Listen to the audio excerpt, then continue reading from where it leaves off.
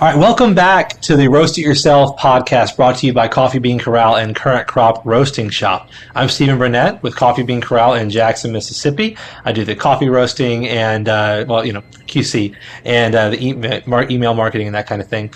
And with me is Catherine Mansell, certified Q grader and director of Current Crop Roasting Shop in New Orleans, Louisiana. How are you, Catherine? Everything's going well today. I've got roasters out in this shop. I can smell roasted coffee. Things are going well. How about you? I heard some hustle and bustle in there. Yeah. Y'all are always got people in. It's so fun down there. Yeah. People should just go visit y'all. If they're listening to this, they should just drop what they're doing. They should go down to Current Crop on Magazine Street. Please, yes. Each week, we set aside 10 minutes to field questions from home roasters and professionals alike about roasting, tasting, and most importantly, enjoying coffee. You can send your questions to questions@riypod.com. That's questions@riypod.com to get a nice shout out from us and get your question answered and become minorly famous, I guess. We've gotten several comments and emails from folks wishing the show was longer. 10 minutes isn't enough. We've gotten several comments like that. We did have one guy say that he didn't have time to listen to our 7 to 10 minute show. And I was like, dude, it's busier than me, man. That's busy. But most people have been like, we love it. And it's not enough of a good thing. I think the show's format's good, fits into most people's lives. It's easy on us to record, so that's nice as well.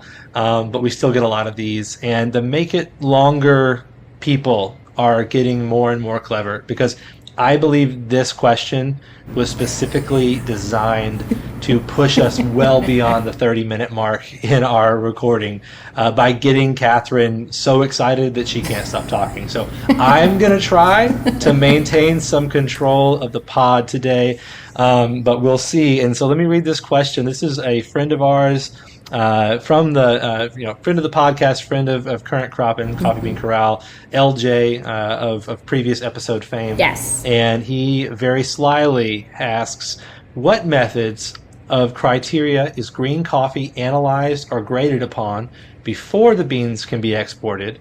And then what does a coffee buyer look for?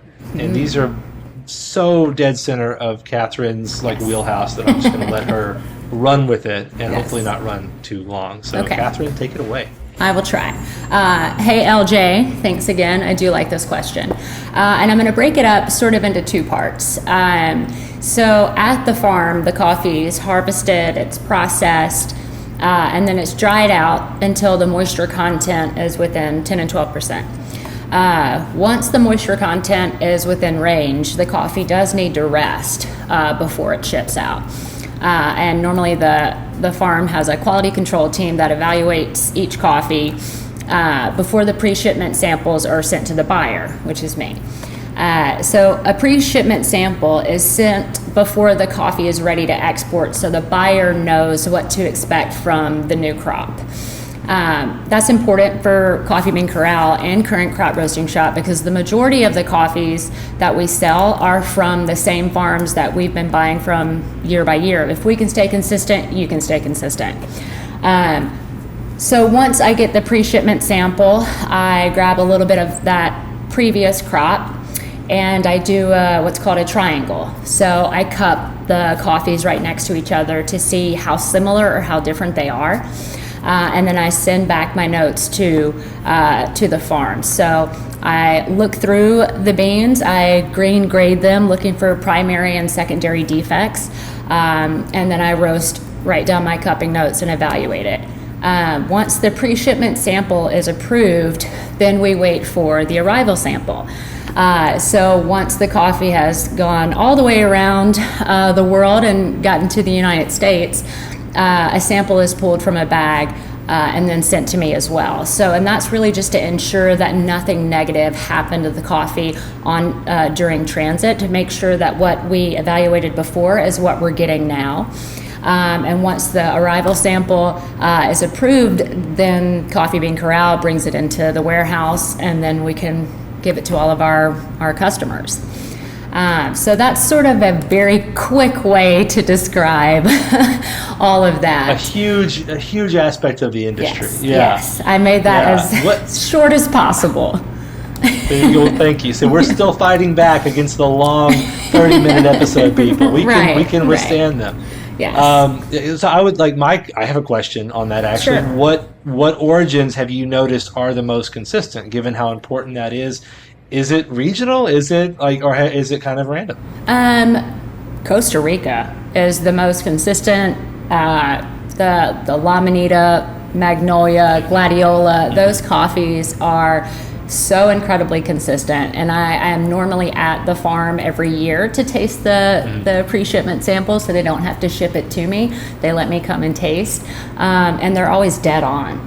They really are. Ethiopia can be a mixed bag. African coffees can be a mixed bag. Not all of them. And then let's see. Most of the Hawaiian coffee is pretty similar. And then we switch up Guatemalans a little bit, but most of the time you'll still get a nice chocolate note, no matter which one, either dark chocolate, baker's chocolate, or milk chocolate. Chocolate's for me, for Guatemalan. So it really just depends, but Costa Rica I can count on every single time. I have not, in almost 5 years, I've never had a new crop that was incredibly different than the year before. Yeah. And I think this aspect of the business is so fascinating because, most people, they just get coffee from the store and don't think about everything that goes into it and everything that goes into especially specialty coffee. Right. But something else, and I point this to people because we have a lot of customers in our rancher wholesale program who are in that program because they have micro roasteries or even people that are at the farmers market or selling some online all the way up to mid-sized roasters, and they're very concerned about consistency because when they get their recipe, their profile nailed, and they get some customers that say this is the best coffee I've ever had, they want to repeat that. They don't want next year some crazy thing to come through. And one thing I advise people, and this is some of our really successful rancher wholesale customers have done this, is make some blends. Make some blends, because then if you have a good 3-part blend or 4-part blend, if there's one part of that coffee, one crop that comes in and it's just not like it was the last year, it's much easier to find another coffee that fits that quarter block, in the recipe than it is to find another coffee that perfectly matches this, right? So when you blend, you're getting kind of the best of all these different coffees, and it's easier to hide some of these crop difference between year to year if you have a blend that you can just go, okay, well, I got more of the chocolate last year, so let me find another coffee that has a strong chocolate note, and I'll swap it in. And then your overall blend still tastes very similar. So that's a good idea. And that's Well, I mean, I got that from our awesome rancher wholesale customers that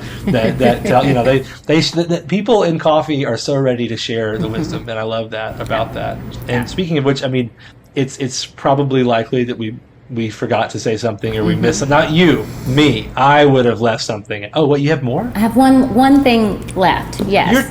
You're trying to stretch it. You're falling for it. Okay, all right, go for it. So specifically what I look for as a coffee buyer, I look for specialty grade coffee for sure.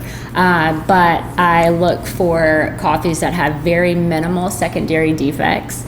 And depending on the gaps in inventory, new coffees to fill the void. So if you know anything about Coffee Bean Corral, you know that the inventory is massive.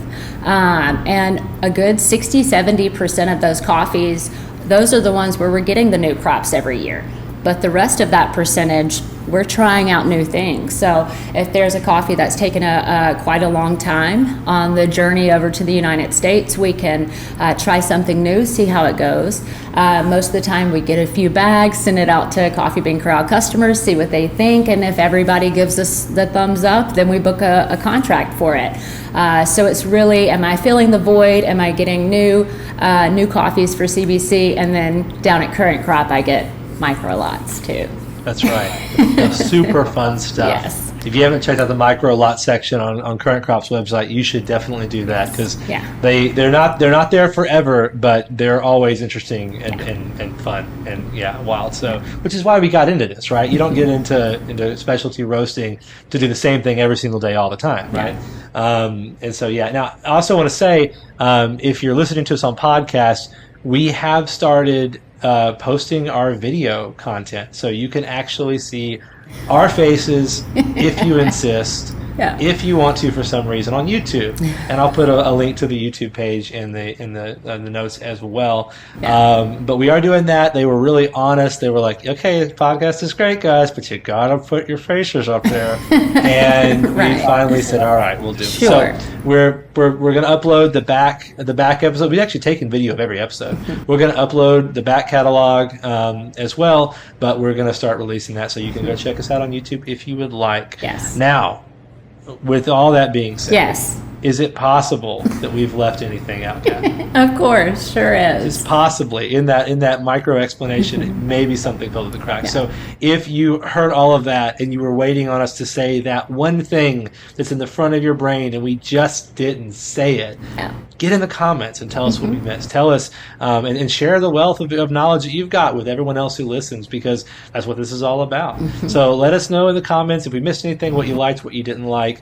Rate us, review us, share us with your friends if you're interested. If they're interested in coffee roasting, they want to get a little bite-sized, a little knowledge every single week. That's what we're here for. Yes. We hope you enjoyed this, listening to this episode as much as we enjoyed making it, which is just so much. It's always fun.